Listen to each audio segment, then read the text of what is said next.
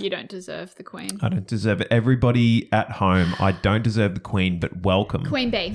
We've got the king and queen of design of podcasting here. Welcome cute. back for season 3. It's a new season. Okay. We took a week off. We're back. Yeah, we took a week off. We took a little bit of a holiday. Was it a holiday? I mean, why not? Is that what we're calling we it? pretty much just, we'll get a new microphone arm as well, but So we sad. pretty much just ghosted each other in We did. like, I don't want to raise, are we recording this weekend? Because then I don't have to do it. Let's not mention it. Listen, with the new the job, elephant. it's been nice to have A bit of a week's transition break. time. 100%. Yeah. Welcome back, everybody. Welcome. Season 3, we're going to try some new things going forward. We had a Yep. chat about how to keep this sustainable whilst we're living our best corporate lives. Boom. And City life. there's quite a lot of exciting other stuff as well. So exciting. We have so much to delve into. The main thing is no introduction anymore for the podcast. Nope. This is it. We'll just do the outro at the end. In the sake Yep. of time, we've just saved you 30 seconds on your Boom. commute because not everyone has the same commute that I do when I rip in and out of the city from It's the true. burbs. The deep burbs. The deep burbs, the outer city ring. Is it still north? Still Brisbane City. I still Okay. pay right. Okay. Very good. Very good. Okay. Very good. Which train Very line are you good. on? I'm The on end. The end of the train I'm on line. the Ferny Grove train. Is that too personal? Am I going to get doxxed? The Ferny Grove train line. Ooh. Hey, everybody. How you going? Is that the last stop? Well, Ferny, it's also the title of the train line. Like it's a little bit okay. like in... Like the Caboolture line. It's like Aladdin. Like Aladdin is both a character and the name of the movie. Okay. Like I'm the okay. lead. I'm the lead okay. station on the train line, the Ferny Grove line. Michaela's not a big public transport person, but that's fine because we No. currently share a car park space in the city. Do. Michaela gets it Monday, Tuesday, Wednesdays, and I have the kids on the Thursdays and the Fridays. It's very cute. And we share Saturdays. Sure. We send the kids to their other step parents on the weekends. We have the weekend to ourselves. That's it, 100%. But we're not together because we split, Oh, obviously. Long ago. So the speak like Sims. The intent with this new season is punchy content, Yep. Quick, less editing sharp. time, more fun, getting back to some of the roots of the first season. Yeah. When we were I kind feel of like I missed explaining the, everything, like we were being a little bit smart. Yeah. And now that Yeah. And now we're a little bit more committed. I mean, I'm not sure if everyone at home has like taken us up on the offer, but we are now open for We're now open for business. Do you touch the mic? I bumped the cord. Yeah, no, I'm excited. We get some like private clients, going to start prioritizing obviously podcast, our private clients, residential work, multi-res. Yeah. So yeah, it's exciting. We get to branch out, do a bit of everything. I think in our corporate life, we still get our commercial kind of dip and, little toe dip. And then we get to do all of our resi stuff as well. So best of both worlds. Best of both worlds, and not stressful in terms of setting up a business and running an architectural/interior design practice. It's going all right so far with a multimedia arm.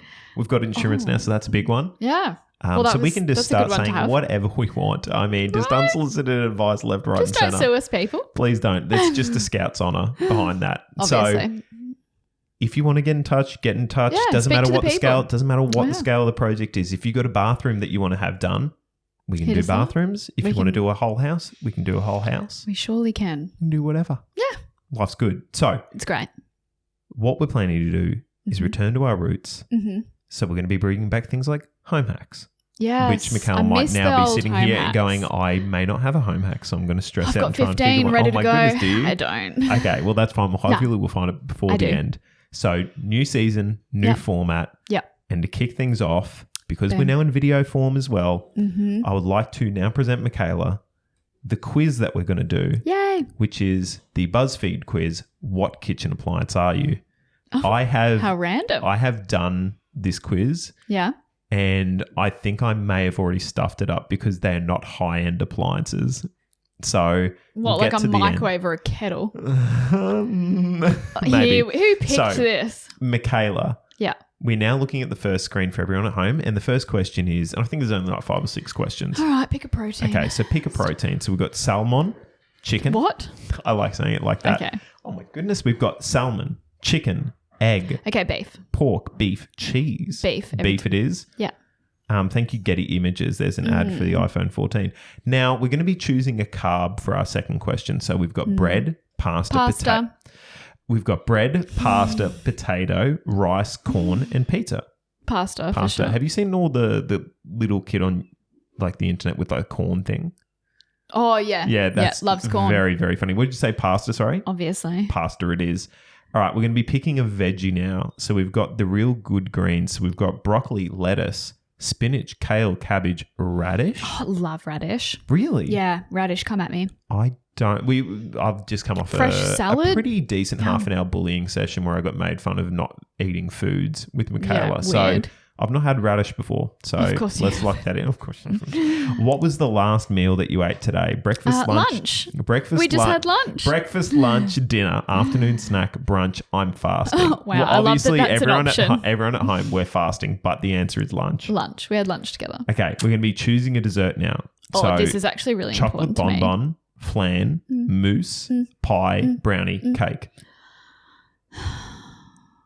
I'll be honest with you, that mousse looks very good to me right now. Oh my gosh, at my last weekend, I had a client meeting with one of our clients, went through all the interiors, and he offered me the most amazing sour cherry pie. Really? Mind blown. Mind blown. Like the best cherry pie I've ever had. So are we selecting pie? Is pie the dessert? Yeah, just from that pie alone. And finally, you're going to pick a pot or a pan, ceramic pot, pressure cooker, rice cooker, non-stick pan, iron pot, or old pot. I don't know why old pot is a... Non-stick pan. Non-stick pan. Okay. So efficient. Everybody at home, drum roll please. Mikaela is an air fryer. Congratulations, Mikaela. You're kind of fancy, but you always make sure people have a good time. Isn't that like accurate?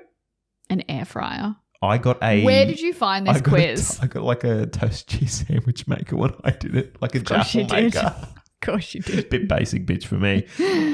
This is a BuzzFeed thing. I literally just typed in design quizzes. Because remember when we did the one ages ago? Like for BGH Bricks? Yeah. That was better. And this is the second link on Google for it. Atrocious. Well, hang on. Let's if this has been that much of a bust, let me type in design This is not an episode. 100% this is going in the episode. So design quiz, find the design style. Maybe we could do that. Is that going to be something we can do? I mean, imagine if it's like freaking 100 questions. That would be rough. Okay, you know what? Let's leave it there for the quiz. So you're an air fryer, hey? Do you have an air fryer? Toast? No. You're a toasted what sandwich maker. We're going to have to beep that out. I said it toasted. No, you did. You said you're a toast. Oh, good times. We're actually having the best day. Like everybody at home, we have just been out on site this morning. Yep. Visiting a new project. Yep. Amazing clients who are fans of the potty. Yep. And so keen. Got our work cut out for us, but could be pretty good. It's going to be spectacular. Not even could be, is going to be pretty good. Amazing location. Back yourself in. Amazing house, amazing clients. Like we love it. We love everything involved with it. So we're reintroducing home hacks for our final segment of today's episode. We are. Okay. Mm-hmm. So while I sit here 100% already having a home hack, I'm going to ask you to go first. What? Yep. Why? No reason. So you go first. What's your home hack? You don't have one. No. What's your home hack? All right. My home hack is... Maybe we could... Oh, sorry. Just to jump in. I mean, goodness me. That's going to go on the reels. Maybe we could relate it to what we looked at this morning. I'm sorry. Were you talking? Okay. Sorry. You're so right. Go ahead. I'm so sorry. No, my home hack is... My home hack is when planning and designing a laundry, please 2 water points. Now let me explain. Usually when we're thinking of a laundry design, we just have one stretch of bench. Yeah. And it's usually sink, and then your washing machine is next to your sink, and then your dryer is either mounted above or next to it if you're fortunate enough to get the space. I'm talking dream laundry here. So I'm talking like 2 bench tops or 2 areas. So what I'm trying to achieve is to separate where my sink is to where my washing machine and my dryer is. Yeah. So instead of, there's people out there who don't necessarily want front loader washing machines. They might have a heat pump dryer. So a heat pump dryer means that it's obviously piped to water. So you need to obviously get that water out. So it needs to be plumbed. So is the instead intent, of vented. Sorry to jump in with the heat pump dryer. So is that with the dryers because they're getting the water out of the clothes? It needs to obviously have a water source. It needs to be able to drain out. Typically you use the sink drain. Yeah, sure. And so instead of being the vented one where you get like that really humid room atmosphere, this one's taking the water out of it. So your room is just fine. Yeah. So heat pump and so there's like 3 different types of dryers. We've got a vented dryer, or like a tumble dryer, people call them. Vented meaning that it blows hot air to dry the clothes. Then you've got a condenser dryer and a heat pump dryer. So a heat pump dryer is the more premium of the 2. So it's actually more energy efficient. So it takes longer to dry the clothes. But what it does is instead of just blasting it like a hairdryer, like you're just blasting your clothes with hot air and venting it, what it does is actually like remove the water from the clothes. Yes, there is still a heat element to it, but it removes the water. So heat pump usually plums it straight out. There's not like a holding container. Where condenser dryers, they're usually really, really heavy, so you can't stack them, you can't wall mount them. Same with a heat pump, they're too heavy as well. So just something to keep in mind if you do have a traditional washing machine and dryer above. This may not work for you. May not work. Or you have to get like a stacking kit. So it's like a framework that it almost like merges it into one mega appliance. Yeah. And this is all front loader only. Yes. So front loader only, because obviously if you have a top loader, you can't have a wall mounted dryer. Or like would be so wall mounted, annoying. yes, but you can't have it sitting on top of you your have like washing one of those machine. library ladders to take the things in and out and you accidentally fall in. Yeah. So the difference between the heat pump and the condenser dryer, obviously heat pump has it plumbed straight out. The water comes out of the clothes and it drains through usually to the sink plumbing and out it goes. With the condenser dryer, it has like a tank. So you can plumb condenser dryers. So they are technically quicker at drying your clothes, but it's technically more damaging to the clothes. So it uses more heat and it removes the water and usually puts it in this like holding tank. So you have to like pull this little tank out after every load and like empty it into the like drain it out of the sink and then put this like tank back.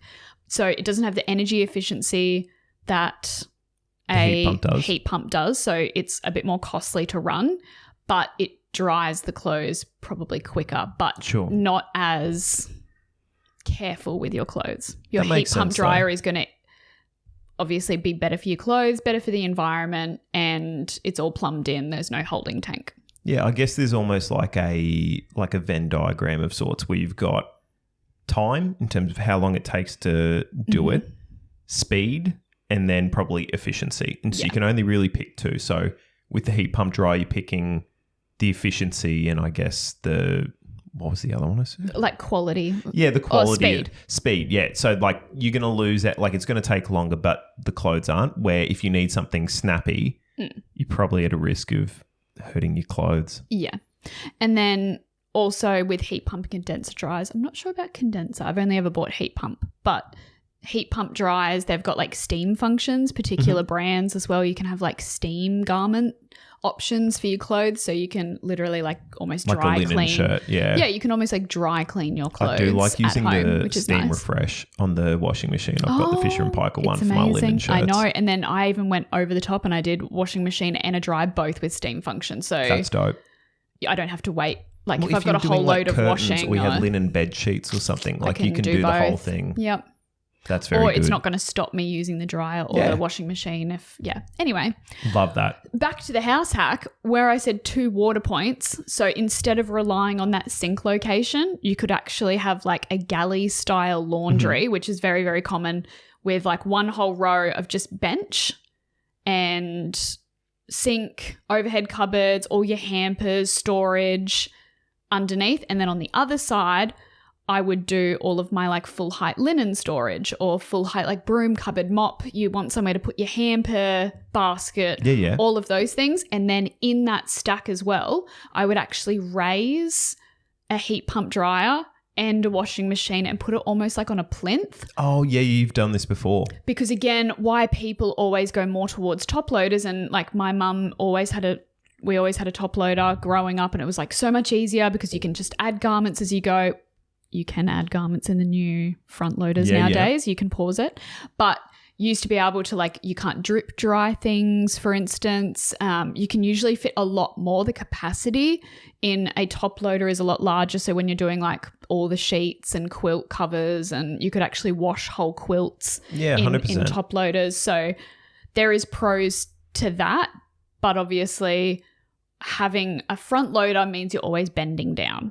Sure. So we're not wanting people to have to like bend down, grab things, especially when you're doing, as I said, like big laundry items like bedding or quilts or lounge covers or whatever it may be. You don't want to be bending down, pulling heavy wet load things out of the washing machine and then having to like shove it back into the dryer and like that's a lot on your back as well. So, and again, just ask any, I'm sure, young family with like 2 or 3 kids, how many loads of washing you do a day. Yeah, if you can do one lot, like 2 loads Crazy. Instead of like 4 or 5. Amazing. So the whole point of being able to raise this up on a plinth and have the washing machine and the dryer next to each other.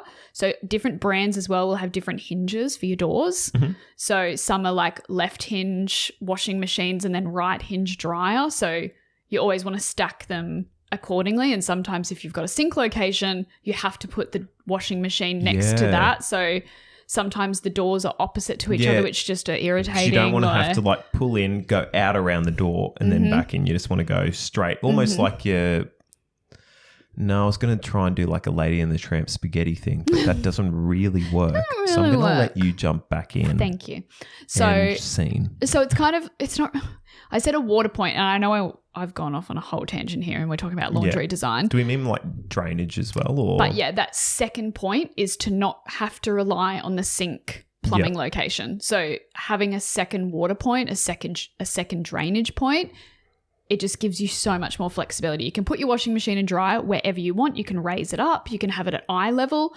I always like to do, in a lot of my like clients' designs, I like to do like drawers, storage underneath. So it's like up on a plinth. So it's obviously like at your eye level for the door. So you can put drawer storage and then directly underneath the washing machine and the dryer. I love to put a really, really sturdy like pull-out drawer, but it's not a drawer obviously which has like depth that you can put things in. It's not for storage. You pull it out and it's just extra thick. It's really sturdy. Like it's reinforced. It almost looks like a board, like a chopping board kind of thing. Oh, yeah. And you're pulling it out, but it's only, say, 500 deep, 400 deep, and you pull it out. You got your washing machine or your dryer above you, and it's just enough that you can put your washing basket. Yeah, nice. Open up your washing machine, put everything on, so you're not pulling it out to bend down to put it down into a basket. It's all there. It's super ergonomic. It's built into this wall of joinery. It looks beautiful. It's functional. You've got so much storage, and then you're still getting the benefit of having all the bench top on the other side for folding, for, all the fun stuff. That's an absolute banger of a house hack. And it does I don't even know if it's a house hack. It's like laundry design just in a quick 5 minutes. Laundry house hack. Like that. Yeah. But seriously though, like you can even... It's just what, like if you are building a house, it's one of those things that like put the additional water point in. Or if you are gutting and renovating and you're redoing a laundry, like just get the plumber to put in 2 water points or 2 drainage points, and it does make a difference. And like it's way easier. Like if you're renovating, it's easy enough done in a lightweight house. Yep. If you're on slab on ground, like it's a little bit more of a challenge, but you can never say never. If you're building though and you're designing it in, you can 100%. Get it in from the get-go. Would like to note as well, we ran into this for actually a client of ours. Yeah. Laundry, washing machine and dryer and sink, they're all classified as grey water. So you can't just put it into like stormwater. It has to go into sewer line. So yeah, I didn't even, not that I didn't know that, but I'd never put thought into which one it would go to, but it makes sense. Because you're putting chemicals and stuff in there, so you wouldn't want it going out into the waterways. Yeah, so just it does need to be thought about prior to pouring a slab. Or it's not like, we'll just add a water point. It's not as simple as that. It's a little more involved. Just something to think about. Kind of everyone everyone forgets a little bit about laundry designs and they're 100%. like, oh, whatever, like I put on a load and like that's it. But it's like, I'm sure you can attest every single young mum or dad out there who has been doing like 50 billion loads a day and you're like, I live in the laundry. Yeah. Like you spend so much time in there, and when it's a family laundry or a family home, just put the luxuries in. It's worth it at the start. Just don't think of it as like the leftover space that, oh yeah, that's where my washing machine and dryer goes, and like call it a day. Like I always see a lot of the project homes. They always have like just the stainless steel like tub.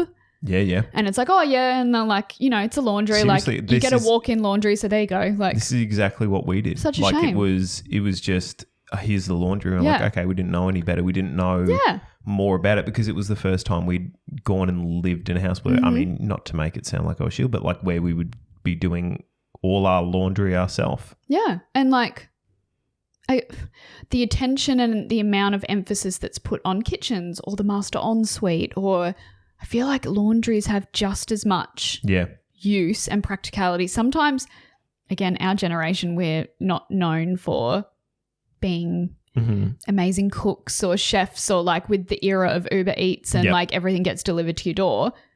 I feel like you actually spend more time in the laundry. It's a more usable space day to day than even your kitchen. I think so. So let's put a little bit of thought and design into it, and you will thank yourself. Okay, that's my house hack. You have had so long to think now. I mean, no, I already had it, as I said at the start. Sure. So, Lachlan, tell me, what is your house hack for this week? This one came from another observation from site during the week, which was something that commonly kind of gets forgotten about or thought about, was especially, I guess, from the project homeland, or if you're doing a renovation, you want to save some cost, is say you've got a nice big TV you want to wall mount. And so you're like, well, I know I'm going to need maybe a HDMI like port thing on the wall up high, or I want a PowerPoint up there so I can plug all my bits and pieces up there, or bits and bobs. I want a USB like wall port up there so I can plug my Chromecast straight into that instead of having to plug it into an adapter or whatever.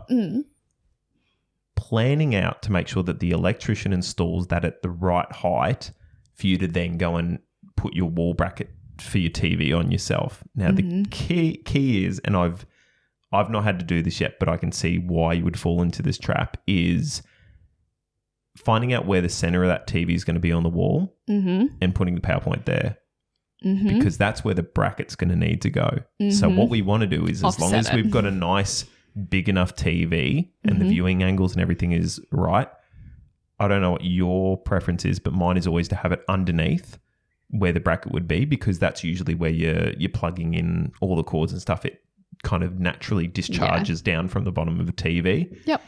And it just gives you the ability to kind of get your hand in underneath something and you need to plug X or Y in. And that's something that tends to happen a lot, is sometimes you'll say you want your TV centered at 1350. So you tell the electrician that, and he mistakes the 1350 for where you want the PowerPoint. So he'll put it there, and then you'll go to put the wall bracket on and you're like, oh no. And so either you still want the PowerPoint underneath where this bracket goes, and so you end up raising it up higher, and then you spend your whole life looking up. Or alternatively, you put it down, you put the bracket below it, which kind of maybe not as much of an issue, except for the point that it's lower. It's way more of a pain in the ass to like run the cables and stuff through, because you're having to then run it up, over and around. It's just not very nice. So thinking about that brackets, thinking about like, say if you are doing like a wall mounted wall mounted dryer, where does the bracket go for that? Yeah. And are you going to have an exposed power cord, or are you trying to hide it behind there? Not cute. So just a little bit of good call. Thought on that, I guess, in terms of making sure that if you are going to put the bracket up yourself, or even honestly, the easiest thing to do is just to get, say you find an electrician who does it all in one, they'll do the bracket as well, because then they'll plan it all out. They'll know what's going to happen. Easy peasy. Done. Episode done. That was great. How easy was that? Nice. Mrs. Air Fryer?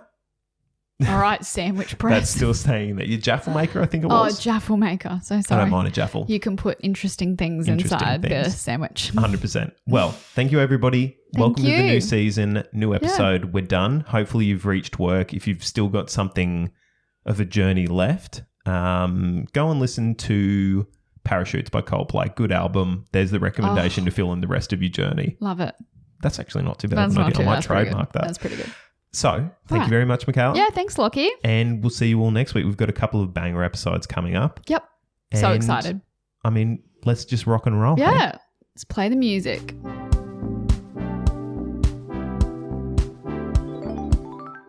We've come to the end of another episode. If you have any questions, reach out to us on our Instagram @GrabTheTrace. Following, sharing, leaving a review or a rating is the best way to help the show. Our opening and closing music was created by Robert Hellberg.